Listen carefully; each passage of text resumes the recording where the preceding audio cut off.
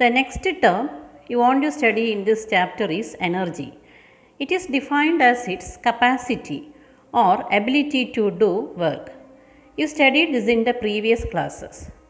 Or we can say that the energy of a body is measured by the amount of work the body can perform. Okay. And this energy is a scalar quantity.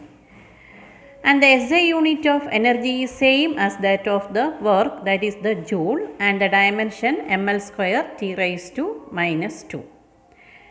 This energy has different forms: mechanical energy, sound energy, heat energy, light energy, etc. And the mechanical energy are of two types, that is kinetic energy and the potential energy. So first you want to study about the kinetic energy. So you already studied, that is the energy possessed by a body by virtue of its motion. That is when the body is moving, then the energy possessed by the body is known as the kinetic energy. That is the amount of work that a moving object can do before coming to rest is equal to its kinetic energy, which means that the work is equal to the energy. Okay, some examples are here. A fast moving stone can break a window pane, which means that when the stone is moving, it has the kinetic energy. So due to its motion, what happens there? Its kinetic energy can do some work and the window, that means the window pane, can break. Okay, so the kinetic energy can do work. Okay, that is kinetic energy is changed into work. So the window pane can break. And the second example, the kinetic energy of the air is used to run windmills. When the air is moving, that means wind. So the kinetic energy of that air, nowadays we are used to run the windmills and we are used to produce the electricity also. You already studied in various subjects. Clear? Then work energy theorem for a constant force. So we studied two important terms, work and energy. So there is a relation between this work and energy, that is known as the work energy theorem. And first you want to study then for a constant force, what is the work energy theorem? Constant force means a fixed force, a particular force applied on the body.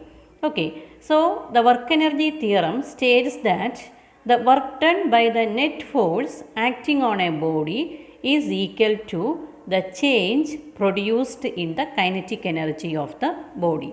So simply we can say that change in kinetic energy of the body is equal to the work done.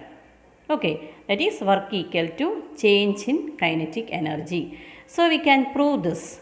So here we are assuming that suppose a constant force F acting on a body of mass m and it produces an acceleration A. Then after covering some distance, what happens there? Its velocity changes.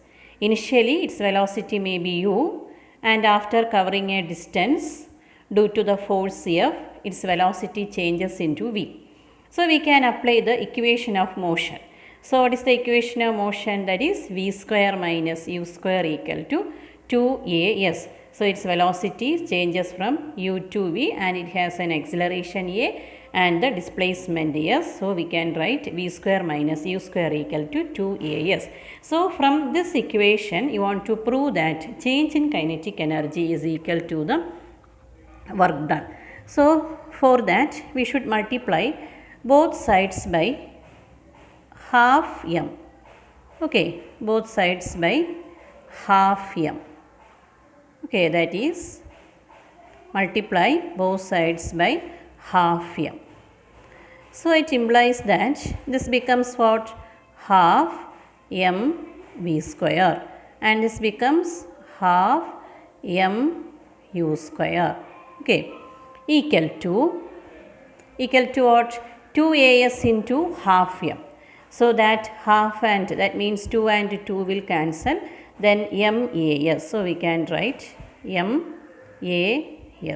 So what is this MA? That is F. You know that force into this S.